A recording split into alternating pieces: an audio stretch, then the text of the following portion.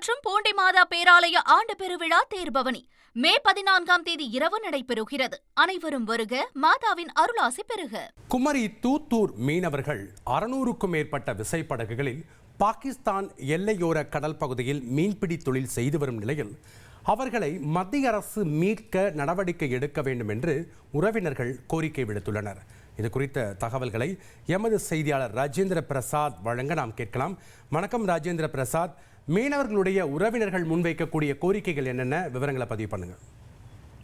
அதாவது ஆழ்கடல் மீன்பிடி தொழில் மூலம் அந்நிய செலாவணியை ஈட்டித் தருவதில் முக்கிய பங்கு வகிப்பது தூத்தூர் மண்டலத்தை சேர்ந்த மீனவர்களாகும். குறிப்பாக சுமார் 1000க்கும் மேற்பட்ட விசைப்படகுகளில் சுமார் 15 முதல் 20 வரை மீனவர்கள் ஆழ்கடலில் 15 முதல் 20 நாட்களுக்குள் தங்கி இருந்து மீன்பிடித்து கொண்டு வந்து அந்த மீன்களை ஏற்றுமதி செய்வதும் அதன் மூலம் கிடைக்கக்கூடிய வருவாயை கொண்டு வாழ்வாதாரத்தை நடத்தி வருகின்றனர். இந்த நிலையில் கடந்த மாதம் ஈஸ்டர் பண்டிகை, அதாவது கிறிஸ்தவர்கள் முக்கிய பண்டிகையான ஈஸ்டர் பண்டிகை முடிந்து குமரி மாவட்டத்தில் உள்ள மீனவர்கள் ஆழ்கடல் பகுதிகளுக்கு மீன்பிடிக்க சென்றிருந்தனர். தற்போது இந்த தூத்தூர் மண்டலத்துக்கு உட்பட்ட சுமார் 600க்கும் மேற்பட்ட விசைப்படகுகள் பாகிஸ்தான் எல்லை, அதாவது தற்போது போர் பதட்டம் நீடித்து வரக்கூடிய இந்திய பாகிஸ்தான் இடையே போர் பதட்டம் நீடித்து வரக்கூடிய பாகிஸ்தான் எல்லை பகுதிகளான குஜராத், மகாராஷ்டிரா உள்ளிட்ட பகுதிகளில் ஆழ்கடல் மீன்பிடி தொழிலில் ஈடுபட்டு வருகின்றன.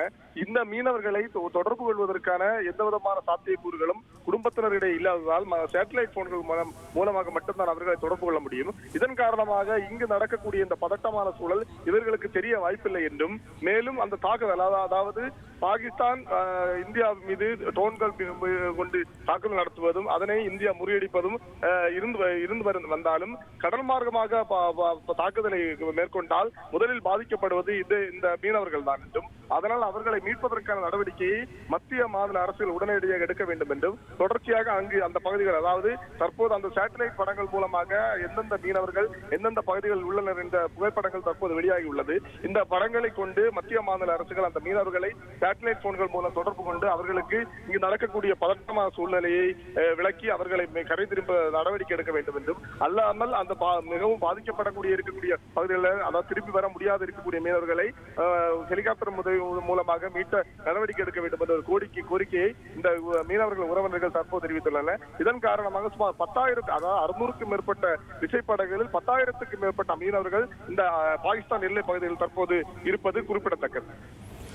நன்றி ராஜேந்திர பிரசாத், உங்களுடைய தகவல்களுக்கு. பூலோகம் போற்றும் பூண்டி மாதா பேராலய ஆண்டு பெருவிழா தேர்பவனி மே 14ஆம் தேதி இரவு நடைபெறுகிறது. அனைவரும் வருக, மாதாவின் அருளாசி பெறுக.